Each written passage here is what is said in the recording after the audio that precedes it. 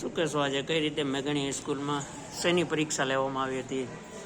આજરોજ મેઘાણી હાઈસ્કૂલ બગસરા ખાતે યુનિટ 1 અને યુનિટ 2 NMMS 2026નું પરીક્ષા કેન્દ્ર ફાળવવામાં આવેલું છે.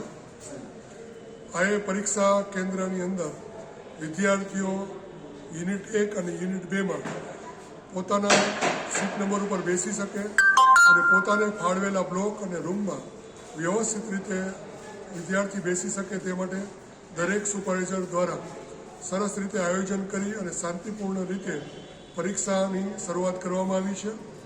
અને દરેક વર્ગની અંદર સુપરવાઇઝર દ્વારા ખાતરી કરવામાં આવેલી છે કે જેથી કરીને વિદ્યાર્થી પોતાના જે સીટ નંબર ઉપર બેસી અને પોતાને ફાળવેલા નંબરમાં સારી રીતે પરીક્ષા આપી શકે.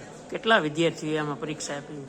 અહીં બ્લોક નંબર યુનિટ નંબર 1માં 295 અને યુનિટ નંબર 2માં 35 એમ કુલ 330 વિદ્યાર્થીઓ મેઘાણી હાઈસ્કૂલ બિલ્ડિંગમાં ફાળવવામાં આવેલા છે.